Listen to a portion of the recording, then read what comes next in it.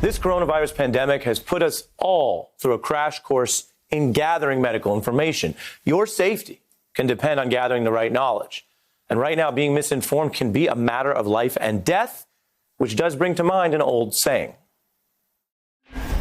Prominent families often forget a simple truth. I've found. And which truth is that?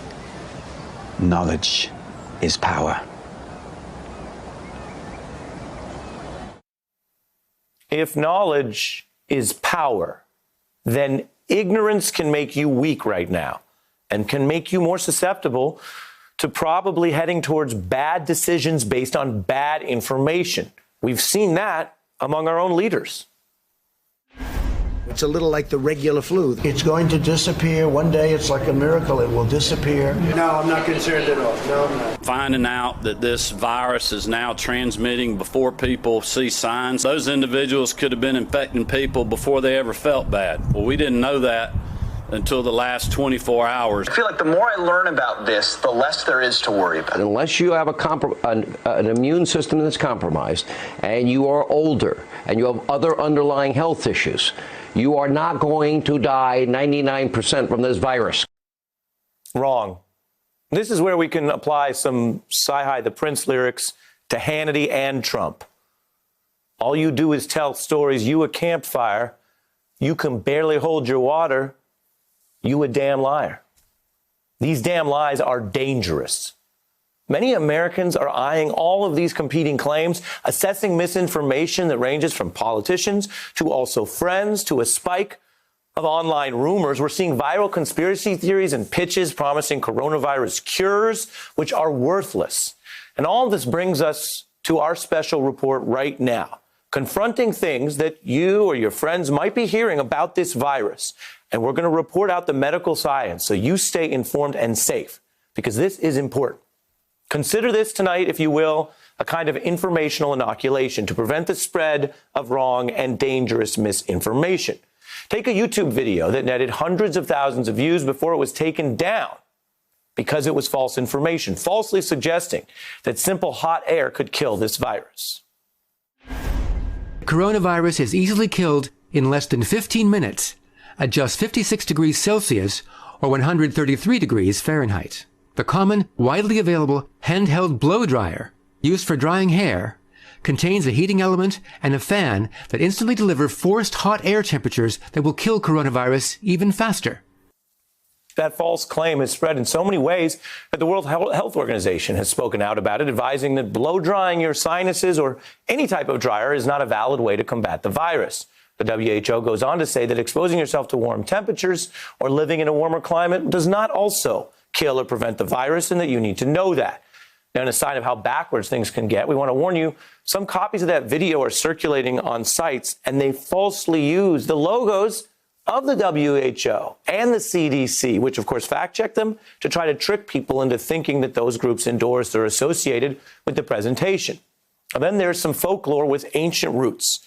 We've all heard about combating vampires with garlic, and there are many tips online about garlic as a homeopathic remedy with various health benefits, potentially helping reduce the risk of heart disease, for example, or boosting your immune system. And that's fine as far as it goes. But around the world, there have now been these viral rumors that you could use garlic as a kind of virus vaccine. A false Facebook post earlier this year claiming that chopped garlic with boiling water could cure coronavirus overnight. Of course, this is false. Again, the WHO found enough confusion about it that they published guidance stressing there's no evidence of that as a method of remedy. Now, this misinformation is damaging if people focus on doing something worthless, which might provide a false sense of security instead of following the scientific precautions. And again, if you want something true, these precautions are clean your hands often with soap or hand sanitizer that has at least 60% alcohol for over 20 seconds. Don't touch your eyes, nose, and mouth right now. And yes, stay 6 feet away from other people. And of course, stay home. Cover your mouth and nose if you cough. Meanwhile, it's also damaging if people follow the bad advice I just mentioned about garlic to extreme degrees. There was a woman in China who was hospitalized for eating over 3 pounds of garlic over about 2 weeks. Now, beyond mistaken treatments, there are also baseless coronavirus conspiracy theories about how we got here. an online rumor speculating on whether some 5G phone technology would spread the virus. Misinformation speculating on this is actually some kind of bioweapon. Now, it's not just random talk. This has taken hold online. The most watched video linking 5G to coronavirus has been viewed over 1 million times. A similar YouTube video we found was shared to over 100,000 people accounts, shared it over 100,000 times on Facebook. And there are celebrities with larger followings that contributed to that spread. One sharing the video to 2 million followers, touting innuendo from a doctor on disciplinary probation. If anybody want to make one guess as to where the first completely blanketed 5G city in the world was? Exactly. Nope. Those claims aren't backed by evidence. The point about China, it was actually South Korea that was first to widely use 5G, but more broadly and more importantly, researchers have not found that there is this kind of damage from mobile phone use networks. But the conspiracy has gotten so far, the health expert that so many Americans turn to most, Dr. Fauci, was asked about it, and he knocked it down. Now, I know you deal with professional documents, real research, real numbers, and science. Have you come across this hoax about this flu, the coronavirus is actually caused by 5G antennas? No, I haven't, thank goodness. As you guys know better than anybody, social media can really be advantageous for the spread of important information, but it certainly could be damaging for the spread of a lot of garbage. And that's an important context here. Dr. Fauci has been doing a wide range of interviews, partly for that point, including beyond the traditional news. He's been going online. He's been going on social media because he understands, and he's been teaching us all, that getting the facts out is part of how we stem the actual spread of this virus. Then beyond conspiracy theories or online viral videos, accuracy today also requires that we note something unfortunate.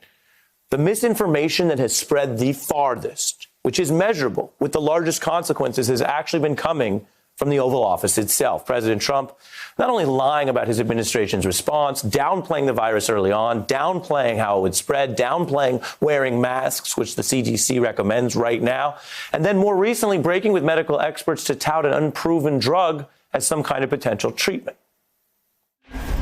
Now, a drug called chloroquine, and some people would add to it hydroxychloroquine. Now, this is a common malaria drug, so we know that if things don't go as planned, it's not going to kill anybody. We hear good things. Let's see. Maybe it works and maybe it doesn't. I feel good about it. It's very effective. It works. What the hell do you have to lose? Okay?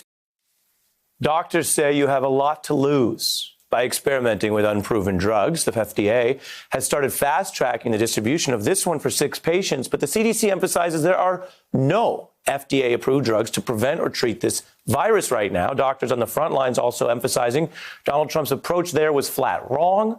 They emphasize, again, patients may lose their health or life here because the drug's side effects, especially when misused, can include cardiac arrest. One man in Arizona dying after mistakenly taking a different toxic form of that drug. His widow now says they were listening to Donald Trump on television and tried using that parasite treatment for fish, which had a similar ingredient. And even after that death, in the very same week, Fox News promoted the same medication over 100 times, which adds to a series of questionable accounts there about this pandemic. It's a virus like the flu. If you are over the mass hysteria, if you're over politicizing and weaponizing of the coronavirus, you are not alone. Unless you have an immune system that's compromised and you are older and you have other underlying health issues, you are not going to die 99% from this virus. It is absolutely disgusting that Democrats are seeking to use this complex virus to score cheap political points. Score points? Give me a break. The people treating this deadly pandemic like a game are the ones you just saw, projecting their own, quote, disgusting problems on others, shouting down doctors with their own agenda. And let's be clear, in the case of some on Fox News, some of their coverage here, it risks hurting their own audience. Remember how we began tonight. Ignorance makes you weak and vulnerable with a threat like this. And there's surveys on this showing a majority of people who get information from Fox still think the virus threat is overblown. They're more likely to downplay it even compared to other Republicans. If you don't get your information from Fox News or online conspiracy theories, you're less likely to think it's overblown because it's not overblown. This is a pandemic, wiping out lives everywhere it goes, wiping out more lives in this country than any other on that map behind us here. This has frozen life as we know it. It's tanked the economy because the alternative would be even worse, a higher death toll that would also still be tanking the economy. But let's be clear. For Fox viewers, it's especially perilous. The median age there is 67. That mostly older audience, especially vulnerable if they contract this virus. And as we just showed you, they've been told to basically downplay it. Now, those are specific examples. But what if you hear some news story or theory or cure-all and you're not sure what to think, which is understandable? This is where the scientific method and the journalistic method are similar. I'll tell you basically first, check the source. Are you looking at a scientific organization like the CDC or a journalistic outlet like the New York Times? Then you might be better off. But second, are you sure you know what you're looking at? Verify it. Don't just look at, say, a logo or headline. Make sure the material you're looking at matches the correct website if you think you're on a website. If you see something that's a picture or an excerpt on Facebook or social media and you think it might not look right or you think it has medical advice, go verify it at the original source. We're talking about your life, the health of you and your family. So don't just take the Facebook picture. Go verify it. And third, before you take any action based on something that you find, obviously, yes, check with a doctor or a nurse or a healthcare professional. This is not a time to DIY your preventive medicine. Now, we have just meticulously tried to go through several sources of misinformation, including, sadly, the president, so you have the facts.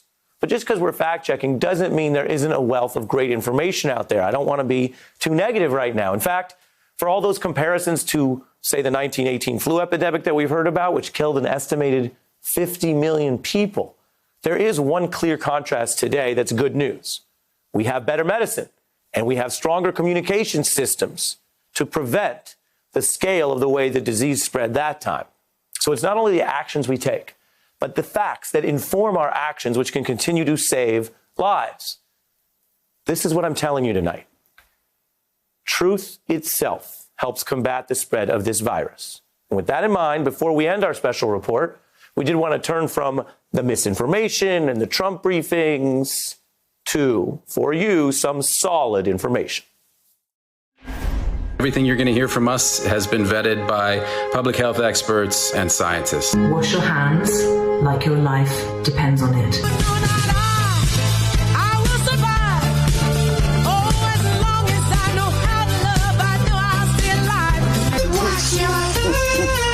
Raise check your elbows down. 5, 4, 3, 2, 1. Now drive. Stay home and don't see anyone. We're going through a period of time now where we've got to, as a country, pull together. Hey, I'm Ari Melber from MSNBC. You can see more of our videos right here, or better yet, subscribe to our YouTube channel below. You could have been anywhere in the world, but you're here with us, and we appreciate that.